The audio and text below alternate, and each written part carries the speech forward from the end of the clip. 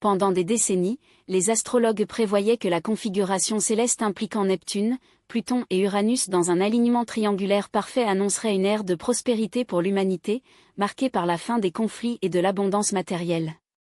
Il s'agit d'une prévision ambitieuse, dont la réalisation semble cependant exiger un processus plus progressif que prévu initialement.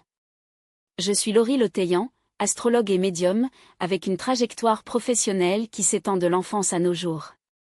C'est avec satisfaction que je participe à ce programme pour discuter de ma performance, de ma vision du monde et des perspectives que j'identifie pour l'avenir de la planète, surtout tant que je me consacre à l'astrologie, une activité que je suis pleine de temps depuis 2018. Ma carrière avait un cours unique. Après avoir travaillé en tant que rédacteur en chef de magazine à New York et en tant que journaliste, j'ai décidé, à la chambre de 30 ans, de migrer vers la pratique des lectures psychiques. Bien que cette transition puisse sembler abrupte, mes compétences avec des lettres de tarot et d'autres outils ésotériques étaient déjà évidentes lorsque vous aidez des amis et des connaissances. Ce changement a abouti à une phase professionnelle de 8 ans dédiée à la visualisation à distance, une technique exceptionnelle de distance, y compris la participation à un documentaire de la BBC sur le sujet. Mes activités couvertes de prédictions éprouvées empiriquement à la communication avec les esprits, agissant dans laquelle je me suis démarqué comme un support de preuve. Dans ces cas, il a fourni des détails précis, tels que des noms, des caractéristiques personnelles ou des faits spécifiques, par exemple, pour mentionner qu'une grand-mère décédée avait 6 chats et un nom commencé par la lettre E, qui a donné de la crédibilité à mes interprétations. Actuellement, ma pratique se concentre sur l'astrologie prédictive, basée sur des méthodes millénaires provenant des traditions hellénistiques, babyloniennes et mésopotamiennes. Ces systèmes, sauvés uniquement dans les années 1990 par un groupe de chercheurs polyglottes, connu sous le nom de The Three Roberts, étaient responsables de la traduction des textes anciens en grec et arabe, dont la sagesse avait été perdue au cours des siècles. L'accès à ces connaissances a permis le développement de l'astrologie traditionnelle si appelée, dont les techniques prédictives se distinguent de l'approche moderne, plus axée sur l'analyse de la personnalité. Lorsque j'ai commencé mes études astrologiques en jeunesse, mon approche était essentiellement contemporaine, sans aucun accent sur les pronostics. Le contact avec l'astrologie hellénistique en 2018 représentait une étape importante. C'était comme si j'avais redécouvert une familiarité ancestrale, comme si ces connaissances faisaient partie d'une mémoire précédente, peut-être d'autres existences. Cette découverte m'a motivé à créer une chaîne YouTube et à adopter l'astrologie en tant que profession, motivée par la précision de ce système en prévision des événements futurs. Dans mon point de vue, l'astrologie prédictive ne se limite pas à révéler une destination immuable, mais à offrir une carte afin que les individus puissent aligner leurs choix sur le flux naturel de leur trajectoire. C'est un outil qui vous permet de vous préparer à des défis tels que le transport d'un parapluie avant la prévision de la pluie ou correctement équipé pour gravir une montagne ou profiter des moments de tranquillité lorsque les conditions sont favorables. Ainsi, l'astrologie fournit une réduction d'anxiété face à l'inconnu, aidant à naviguer plus en toute sécurité dans les incertitudes de la vie. L'une des réflexions les plus profondes qui a émergé dans ma pratique au cours des 5 dernières années concerne l'équilibre entre le libre arbitre et le destin.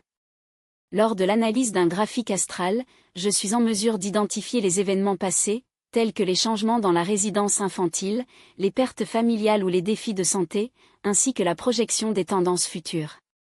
Cette capacité soulève des questions sur l'étendue réelle de notre liberté de choix, car de nombreux aspects de l'existence semblent prédéterminés dans les configurations célestes. Un autre domaine d'étude qui a été étonnamment précisément, bien que non enraciné dans les traditions anciennes, est l'analyse des astéroïdes. Avec la découverte de la ceinture d'astéroïdes et la nomination d'environ 24 000 corps célestes, dont certains sont classés comme objets transneptuniens, il est devenu possible pour identifier des corrélations remarquablement spécifiques. Par exemple, les clients qui. Et ils agissent comme des sommeliers, des professionnels du vin, présents dans leurs cartes astrales l'influence des astéroïdes Dionysos et des divinités associées à Bacchus Wine dans la mythologie positionnée dans des points clés liés à la carrière. Cette précision permet, dans certains cas, d'anticiper les inclinations professionnelles ou les risques potentiels, tels que la propension à l'alcoolisme. En ce qui concerne les événements mondiaux, les configurations actuelles indiquent la possibilité d'un tremblement de terre d'une grande ampleur, comparable à l'impact sur celle qui s'est produite à San Francisco dans les années 1920, dont l'occurrence aurait tendance à unifier les communautés en réponse à l'adversité. Dans le même temps, la position de Mars dans Léo suggère une augmentation de l'incidence des incendies, comme celle récemment observée dans le New Jersey et Jérusalem, ainsi que des périodes de sécheresse intense. Cet alignement peut également être associé à des transformations brusques dans le scénario politique, y compris la chute des dirigeants ou des personnalités de pouvoir, surtout jusqu'au milieu de juin. Un aspect intrigant de ce contexte est la performance de l'astéroïde Icare, dont le mythe symbolise la chute après une augmentation excessive. Son influence a été corrélée avec des événements tels que des accidents d'air, tels que ceux enregistrés au début de l'année, ainsi que des déclins soudains d'autorité, renforçant l'idée qu'Icarus peut représenter à la fois la chute littérale des objets dans le ciel et l'effondrement des structures de pouvoir. Ainsi, il est plausible que nous assistions non seulement aux catastrophes naturelles au cours de cette période, mais aussi à des reconfigurations importantes dans les sphères du leadership mondial. L'analyse astrologique suggère également que la période entre 2025 et 2026 configurera une transition critique vers l'économie mondiale, en particulier aux États-Unis, dont les développements réduiront une échelle internationale. Les indicateurs célestes indiquent une phase d'ajustement structurel, éventuellement aggravée par les politiques protectionnistes et les tensions commerciales, ce qui peut précipiter une correction significative sur les marchés financiers au cours de l'été 2025. Bien qu'il ne s'agisse pas d'une prédiction déterministe, la configuration astronomique, notamment le carré entre Jupiter et Saturne, prudence des investisseurs. Dans le même temps, un phénomène astronomique de rareté exceptionnelle prendra de l'importance à partir de juillet 2025, la formation d'un triangle précis entre Neptune, Pluton et Uranus, dont la dernière manifestation remonte à des millénaires. Cette configuration céleste, en plus de son caractère unique technique, porte des implications symboliques profondes. Neptune, associé à la dissolution des frontières et de la spiritualité, en dialogue avec Uranus, planète de l'innovation perturbatrice et des révélations soudaines, et Pluton, un agent de transformation radicale, suggère l'émergence d'un paradigme civilisationnel sans précédent. Il existe des preuves que cet alignement peut faciliter les contacts avec des intelligences non humaines, qu'elles soient d'origine extraterrestre, interdimensionnelle ou même temporelle, une hypothèse qui gagne des discussions scientifiques récentes sur la téléportation et l'informatique quantique. Dans ce contexte, l'intersection entre l'intelligence artificielle et l'informatique quantique devrait subir des avancées exponentielles au cours des 3 prochaines années, potentiellement démêler ceci jusqu'à ce que la cognition humaine soit jusqu'à la cognition humaine, de la nature du temps à l'antiquité des civilisations. Cette convergence technologique, motivée par l'énergie du triangle planétaire, peut redéfinir les limites des connaissances, offrant des réponses à des questions fondamentales qui remettent en cause la raison. De plus, la période évoque des parallèles historiques avec les années 1967 à 1968, marquées par des manifestations étudiantes, des tensions générationnelles et des mouvements contraires au modèle de guerre qui est maintenant répété, intensifié par le département de Saturne en Bélier. Cette récidive astrologique suggère un recrutement de conflits entre les générations, les jeunes mondiaux exigeant des changements radicaux dans les paradigmes du pouvoir, tandis que les structures traditionnelles, toujours dominées par des dirigeants enracinés dans des modèles du siècle dernier, résistent à la transformation. La capacité de dialogue entre ces pôles déterminera si la répétition historique entraînera des progrès ou une polarisation marquée. Enfin, la configuration céleste en question influence non seulement les domaines matériels et politiques, mais inaugure également une fenêtre sans précédé pour l'évolution spirituelle. La synergie entre Uranus, éclairage soudain, Neptune, transcendance, et Pluton, renaissance, peut catalyser les expériences d'expansion de la conscience, se manifestant dans des phénomènes tels que les rêves prophétiques, les idées mystiques ou même les contacts avec des dimensions subtiles. Les générations nées sous cette influence porteront, dans leurs cartes astrales, la marque de ce triangle cosmique, indiquant un saut évolutif dans l'essence même de l'humanité. Pour ceux qui sont déjà présents, la recommandation est la culture de l'introspection, la méditation, l'attention aux symboles de rêve et la recherche d'un centre spirituel immuable peuvent devenir des outils essentiels pour naviguer dans cette vague de transformation, dont l'ampleur va au-delà des limites du personnel et entre dans le terrain du collectif et du transcendant. Cette conjoncture cosmique, en dissolvant les structures anciennes de la perception, peut conduire l'individu à une expérience d'autotrame, dans laquelle l'autoconscience se développe jusqu'à ce qu'elle reconnaisse sa nature intrinsèquement divine. Cependant, la façon dont chacun l'être assimilera cette énergie dépendra de sa capacité à ouvrir l'ouverture intérieure, un état qui, au milieu de la clameur contemporaine, marquée par la saturation informationnelle, la polarisation idéologique et le bombardement incessant des stimuli numériques, nécessite un effort délibéré pour faire taire l'esprit. L'immobilité, dans ce contexte, n'est pas une simple absence de bruit externe, mais une retraite stratégique dans la portée du sacré, où la voix de l'âme peut enfin être entendue.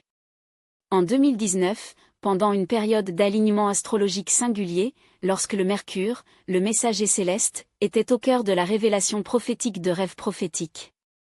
Le rapport décrit la visite d'un shadé bleuâtre, qui, à travers un véhicule symbolique, une voiture au toit ouvrant, métaphore de l'ascension spirituelle, a conduit la conscience à une rencontre avec le divin. Bien que la mémoire du dialogue avec cette intelligence supérieure se soit dissipée lors du réveil, l'essence du message a persisté comme un écho. Pour entendre la voix du sacré, il est nécessaire d'écouter avec les oreilles de l'âme. Cette maxime, enregistrée dans un état de réceptivité profonde, a donné naissance à un manuscrit intitulé L'ère immédiate des miracles, dont la publication attend le moment propice, peut être alignée sur la réalisation du triangle astrologique de 2025, qui, selon les projections, coïncidera avec la fin du conflit en Ukraine. Les cycles de guerre, lorsqu'ils sont analysés du point de vue astrologique, révèlent des modèles récurrents. Le conflit au Moyen-Orient, par exemple, trouve ses racines dans les éclipses qui, depuis 2023, ont activé l'axe ascendant d'Israël, déclenchant des tensions cycliques. La dernière éclipse solaire pertinente, qui a eu lieu le 30 mars 2025, est liée à l'axe de la bibliothèque, à l'historique, associé aux litiges territoriaux et aux équilibres de puissance, les signaux de l'épuisement de ce cycle. Compte tenu de la complexité du phénomène, c'est une éclipse non pure, mais chargée d'aspects secondaires, son déroulement devrait être plus rapide que d'habitude, avec une résolution probable encore au second semestre de la même année. Cependant, il est peu probable que le résultat réponde aux attentes conventionnelles de paix. La dynamique astrale suggère un scénario dans lequel Israël peut consolider leur influence sur une partie du territoire de Gaza, changeant les populations vers des régions limitaires telles que Rafah ou la frontière égyptienne. Un tel mouvement, à son tour, peut déclencher une vague de résistance civile, en particulier parmi les jeunes générations, dont la connexion avec les récits mondiaux, amplifiée par les plateformes numériques, tend à catalyser les manifestations de grandeur comparables à celles observées pendant la guerre du Vietnam. Compte tenu de ce panorama d'intensification collective, il est impératif de cultiver des pratiques qui rétablissent le contact avec la dimension spirituelle. La recommandation centrale réside dans l'établissement d'un rituel quotidien de silence, soit à l'aube, avant le début des activités quotidiennes, soit au crépuscule, comme fermeture d'une journée pleine de stimuli. L'utilisation d'harmonisage des fréquences sonores, tels que des sons de bols tibétaines ou de brûlures d'encens peut faciliter la transition vers cet état de réceptivité, mais l'essentiel est la volonté de se déconnecter, même bientôt, de l'agitation extérieure. La société contemporaine, immergée dans un état chronique d'hyperestimulation, fait face non seulement à une crise de polarisation, mais une érosion de la capacité d'autoperception. Le silence, en ce sens, n'est pas un luxe, mais une nécessité physiologique et spirituelle, un antidote contre la fatigue surrénalienne, l'épuisement émotionnel et la fragmentation de l'attention. Le manuscrit canalisé en 2019 souligne qu'en entrant dans cet espace de silence, même pendant quelques minutes, l'individu non seulement se reconnecte avec son essence, mais active un processus de rajeunissement intégral. La pratique d'introspection systématique agit comme une antenne, réglée à des fréquences élevées, capable d'absorber les énergies régénératives qui agissent dans des plans physiques, mentaux et émotionnels. Il ne s'agit pas nécessairement d'atteindre les états mystiques ou de canaliser les messages transcendantaux, mais de créer les conditions de conscience pour fonctionner en mode réceptif, par opposition au mode réactif et dominant à l'ère de l'information. Alors que le monde continue d'inonder les sens avec des nouvelles alarmistes, des discours enflammés et des demandes urgentes, la véritable révolution réside dans la capacité de ne rien faire délibérément, existant simplement dans l'immobilité, permettant à l'âme de parler enfin.